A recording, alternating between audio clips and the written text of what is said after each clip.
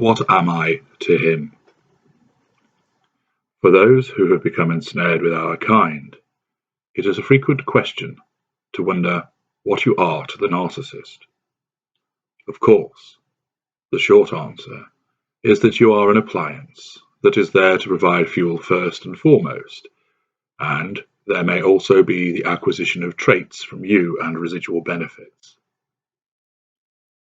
However, those that have begun to understand the narcissistic dynamic to some extent want to know how they have been regarded by the narcissist in terms of that dynamic. Of those questions, these are the ones which appear most often. Was I a primary source? I don't think I was devalued. Why was that? Have I been discarded? Why did he not commit to me? How has she moved on to somebody else so quickly? Why did I have such a short golden period? I feel like I am always hanging on for him. Why is that? It is typically the case that those questions are usually asked by someone who is an intimate partner secondary source, the IPSS, although that person may not actually realize that this is the case. This recording will discuss the IPSS and some of the peculiarities which arise with being an appliance placed in this role. By way of brief recap, someone who is a primary source may be an intimate partner or, on rarer occasions, a non-intimate partner. In the vast majority of cases, the primary source is an intimate partner, thus a spouse, partner, boyfriend, girlfriend. You spend most of your time together, and this arrangement occurs so that we are able to draw fuel from you each and every day. That fuel is of a high caliber because of the greater emotional connection you have to us by reason of being a primary source and because of your empathic traits. Occasionally, the primary source is not an intimate partner and is usually then a family member. A secondary source is a colleague, a friend, or a family member. The secondary source will be seduced so that their loyalty and fuel is secured. There is not usually a seduction of a family member because of the pre-existing relationship. Of course, any seduction of a secondary source is not done in a romantic fashion, but through charm, pleasantry, doing favours, and handing out benefits, so that the appliance is drawn to the narcissist and is then installed in the position of secondary source. A secondary source has an elongated golden period. This is because of the following factors. 1. The narcissist only draws on the secondary source's fuel intermittently, compared to drawing on the fuel of the primary source nearly every day. 2. The secondary source is usually more compliant and does what the narcissist wants, because the demands made of him or her are not as extensive as those that are made on the primary source. The fuel provided by the secondary source stays fresher and more potent for longer because it is only drawn on intermittently, and also the secondary source is less likely to challenge, wound, or defy the narcissist compared to a primary source. Accordingly, a secondary source will enjoy a lengthy golden period. They may not ever be devalued. If they fail to provide fuel, become disloyal, or fail to do what the narcissist wants, they may be devalued, but usually they will be immediately discarded. This is because it serves the narcissist better to remove the rotten apple from hanging around and polluting the minds of other members of the coterie. It is also easy enough to seduce a new secondary source or turn to other existing ones. Thus, where a secondary source becomes unreliable, they are often discarded. Devaluation may only occur where an example needs to be made of the secondary source. This is usually more of the case for colleagues and family members, as there is a connection of a pre-existing nature. Or devaluation occurs where the narcissist feels a need for the negative fuel and does not regard the devaluation as likely to damage the facade. All secondary sources commence their relationship with the narcissist from a non-intimate position, and there they may stay for a very long time. Some, however, are promoted to the position of intimate partner secondary source. This happens when the narcissist is devaluing their primary source and is looking to replace them. The promotion of a secondary source to that of IPSS means that we are considering whether you are worthy of then being promoted to become an intimate partner primary source, and the existing one is discarded. When this happens, there is also the likelihood of somebody else occupying the role of intimate partner secondary source. We often have more than one, as, in effect, we are holding auditions for those who may be promoted to the position of primary source. This results in several scenarios arising. 1. The existing primary source, let us say this is a wife, is being devalued. The narcissist embarks on an affair with another woman, who is the IPSS. This other woman may have been someone that the narcissist has known as a secondary source friend for some time and has recently promoted, or he may have approached her and she has become a secondary source friend who is very quickly promoted to an intimate partner secondary source. In this dynamic, you, as the intimate partner secondary source, may actually know about the wife because she has been smeared to you. She is portrayed as abusive, unloving, and so on. You are seduced.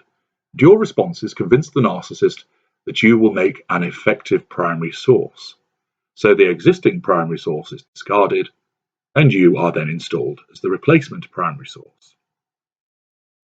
2. The scenario is the same as I have described. However, there are periods during your seduction as this intimate partner secondary source where the narcissist goes quiet. You may think that you are being devalued. You are not. As explained above, the narcissist regards a secondary source as an intermittent provider of fuel, and therefore, when this happens, it is likely that a respite period has been granted to the existing primary source. Thus, the narcissist allows a golden period again. He is preoccupied with the existing primary source, and you, as the secondary source, are kept on ice until the respite period ends. Once it does, the devaluation of the existing primary source continues, and your seduction continues once again. Eventually, the narcissist deems you worthy of promotion. You are embedded, and the existing primary source is discarded, and you are installed as her replacement. This may take months, or even years. During this period, if you accept the periods of quiet without complaint, there will be no comeback from the narcissist. If, however, you question what is going on, you will most likely be subjected to future faking from the narcissist in order to maintain your interest. He will talk about needing to sort divorce arrangements out, or how the house is taking too long to sell, the children need to be attended to. He hasn't told his parents yet. It is not a good time for the soon-to-be ex-spouse as her father has died. It is her birthday next month. It is nearly Christmas, and so on. This future faking is done because the narcissist regards you as too valuable to drop and wants to keep you in place, as you are earmarked for promotion. But he has not yet decided that you are worthy of such promotion, and thus has allowed the existing primary source respite periods until he is convinced that you are a worthwhile replacement. A third scenario is similar to the above, but there is also another intimate partner secondary source. In order to increase our chances of securing an excellent replacement primary source, We are devaluing the existing primary source, and we are cultivating leads with at least 2 intimate partner secondary sources. Thus, we spend the occasional wonderful weekend with you, but make various excuses as to how we can only see you once a month.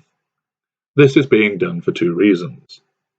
The first is because we must make time for the ongoing devaluation of the primary source, and also to spend time with the other IPSS who is being cultivated.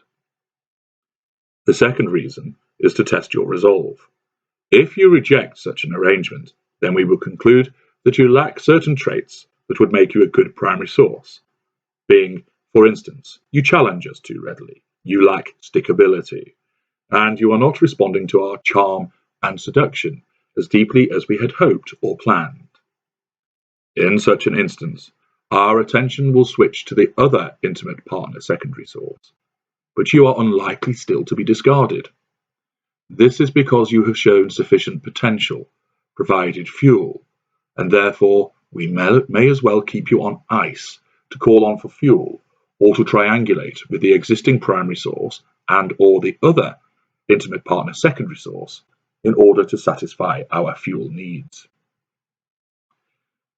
If you do not challenge this arrangement, then it is a straight fight between you and the other IPSS as to who will eventually be crowned as primary source. You may know about the devalued primary source, but you will probably not know about the other intimate partner secondary source. You will both be tested, so you can expect cancelled arrangements, occasional bouts of odd acts and distant behaviours. These are not acts of devaluation, but are rather tests during your seduction to ensure that you are made of the right stuff to be promoted to primary source, and also that you are better than your competing IPSS. The nature of this competition is such that you may be in front 1 month, and thus things will seem to be going well with us, and then you will be behind your competitor the next month, so things seem less pleasant. You are jockeying for position, and all the while we are obtaining fuel as we ascertain who will be the best person to be promoted. This could go on for years as you are strung along. If you then learn that the primary source has been discarded, but somebody else is being paraded around as our girlfriend, and you cannot understand how that has happened, because there is still, albeit minimal contact with you, then you have lost the race to become primary source. This other person seems to have come out of nowhere, but they have not. They have been cultivated behind the scenes, and we have decided that they would make the best primary source. The existing one has been discarded. The competitor, who you knew nothing about, or might just have been referred to as a friend, is now installed as primary source. Even when this happens, you are still unlikely to be discarded, because we still see value in keeping you as a secondary source. There has been some investment in you. If you do not cause a problem for us, you will be retained, and at some future point, there will be a resumption of the relationship to draw fuel, to use you to triangulate with the now being discarded primary source, and even to consider installing you as primary source. This latter consideration arises where you would be a good primary source, but the competitor was deemed even better. However, once that competitor is devalued, your status as a good potential primary source is revisited. Unless, of course, another competitor is sought, and this one is deemed better than you. If you rail against this treatment as you find yourself sidelined, when you expected to become the primary source, but some usurper has appeared instead, this may be tolerated for the negative fuel and the purpose of triangulation. If, however, you become problematic, whereby you may expose us, cause problems with the facade, and interfere with the newly installed primary source, you can expect to then be devalued, smeared, and discarded. A fourth scenario is where you may find that there is actually no primary source. You are referred to as partner or girlfriend, but your engagement with us is intermittent. Excuses are made as to why we cannot see more of you. There are occasional periods of silence, and you are strung along in this period for some time. Unsure of what you actually are Are you our girlfriend, or just a friend with benefits? When this happens, it is the case that we will have several intimate partner secondary sources on our books. The combination of all these interests and the attendant fuel means that there is no pressing need for a primary source, and we are content to alternate between the various intimate partner secondary sources until we establish one which is installed as primary source. The intimate partner secondary source does not experience the standard template of seduction, devaluation, discard, and this is why many commentators fail to explain our behaviours effectively to somebody who is in this position. The narcissistic dynamic is different. The reason for this is that you are effectively placed in limbo.